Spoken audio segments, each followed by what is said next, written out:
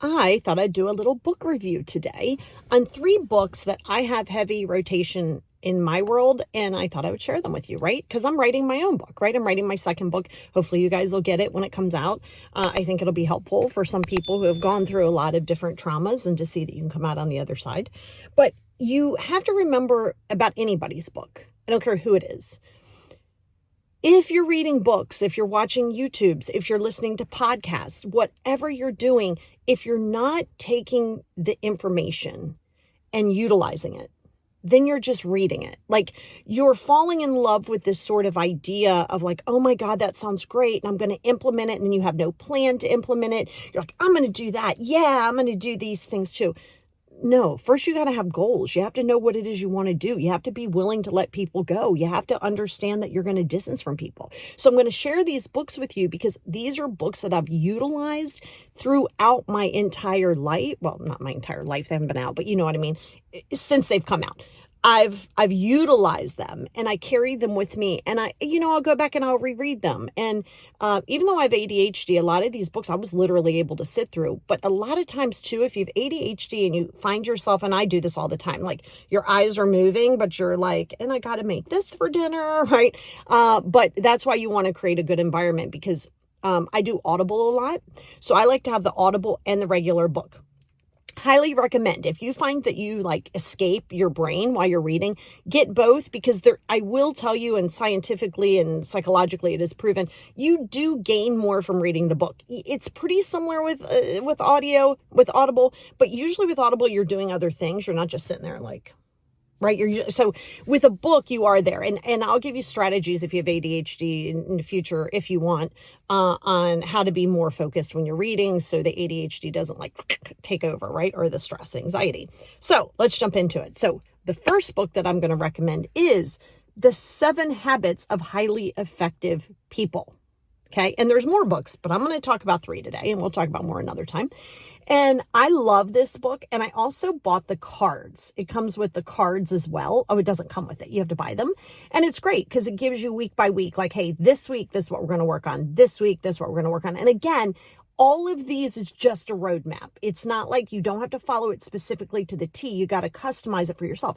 But the 7 Habits of Highly Effective People, there's some story into it, right? Like you don't really want everything to be sterile. As a person who has studied like a lot of human behavior, it can be very like, oh my God, you lost me. Like, let me come back to it, because it can be boring. Well, these books aren't boring because they give you a storyline. They let you see, you kind of start to fall in love with the characters. But I recommend this because it's going to give you different habits. That's why it's called The 7 Habits. I do recommend getting the cards just because it's something that you can tangibly look at and say, okay, this is what I'm going to execute. So do highly recommend it. I think that you'll get a lot out of it. I do recommend getting the audio and the physical book and even the cards for this one. It is going to help you a lot. Okay, my second book, of course, is going to be The Power of Now. Mindfulness and staying present has saved my life. I've said this to you guys multiple times. Now, before this book came out, I was practicing it. A lot of that comes from my Buddhist practice because you have to kind of stay present. You can't worry about things and people. And when this book came out, it can go a little bit deeper for you. And Eckhart's a great guy, right? Like it is. He is. And the book is really good. Again, Audible, regular book for all of these. And what you'll see is, and what I'm going to share with you now is why it saved my life. Staying present, the power of right now, right? You only have now. And sometimes it's so hard for us to get, especially if we had all this trauma and all of these stresses and all of this anxiety. And then we go back to it and we go, well, this sucked. And wasn't this different? That's not now. That was then. Or you do the other thing with your anxiety and you go, well, what if these things happen? And what if that happens? All of these things. But what you have to remember, right, is that you only have right this second. And so this book really helps you. It helps highlight it. But again, read it all day long if you're not practicing it and you're not allowing yourself to be in the discomfort on any of these things and anything in life. If you don't allow yourself to enter the discomfort and you don't develop a high tolerance of the uncertainty, it's going to become problematic for you. I mean, that's just life 101, right? So Power of Now, highly recommend it. Okay. third one and the last one that I'm going to cover today, and we'll go I want to give you a synopsis on each of them a little bit, is the 5 a.m. Club. Now, the 5 a.m. Club is such a good book. It talks about, now it's a story too, but it is literally called the 5 a.m. Club. It can be a little slow, but not in a bad way. And I'm the kind of person, if I watch a movie, it's just my brain. I want to see action. Like we watched Mission Impossible 3 Part 1 or whatever it was, the most recent one. And like it starts off and it's like first minute we've got chasing and murder and all that. You're like, yes, now you got my attention. So don't overthink the books, because sometimes you're going to get into it and you're going to be like, oh, well, now we're telling a story about these people, these 3 people. It's really about, well, it's about 5 people, but there's 3 main characters. Well, 4 if you talk about the main character, but 3 main characters, and they come from different backgrounds. And it's good though, because you can identify with a lot of these people, right? That's the whole idea with reading. You lose yourself, or movies, you lose yourself. You start to identify with certain people. And so the 5 a.m. Club is also a great book that I would have on audio that I would listen to at the gym.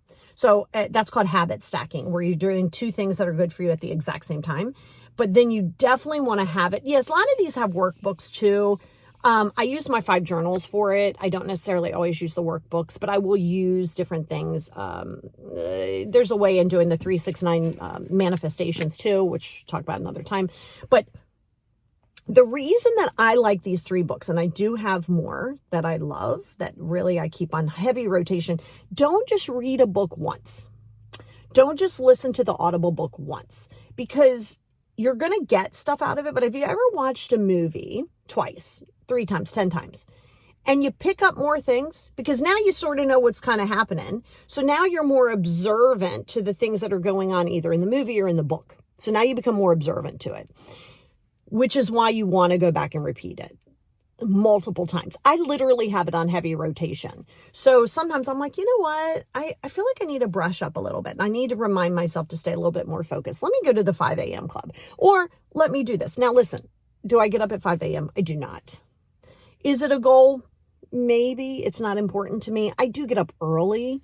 7 is early to me, but yeah, there's a lot of scientific proof that getting up early makes you more productive, more effective, mentally better for you. I know this. It's just, you can't have everything as a priority. You can't be like, I'm going to stay in the present now. I'm going to get up at 5 a.m. I'm going to do all of these 7 habits. I'm going to eat better. Oh my God, why are you doing that to yourself? So that's why you want to be specific about what your biggest goals are. I'm going to put a link to each one of these books in this description. So all you got to do is just click it. It's going to go straight to Amazon, but all you got to do is click it. If you're interested, order the books, order the Audibles. But know going into it, this isn't meant to give you an answer. It's meant to help you understand what's going to be the most effective for you.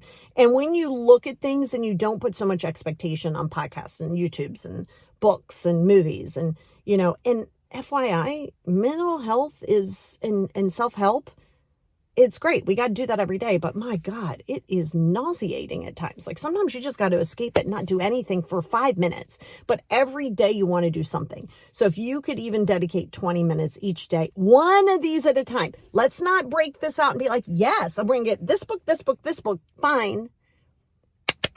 One at a time, right? Let's not over inundate ourselves. That's going to create overwhelm. So I hope that helps. I hope that you have these great books that are going to be in rotation. I'm going to put the links in the bio, in the description. If you want more things like this, do let me know. Like I want to provide you things that are going to be beneficial to you, that you're going to utilize, that you're going to keep in your arsenal, that you can come back to visit often, that you can share with your friends. So whatever you want me to cover doesn't always have to just be about self-help. It can be fun stuff too, because again, I just said to you, mental health, constantly learning about yourself is not always fun.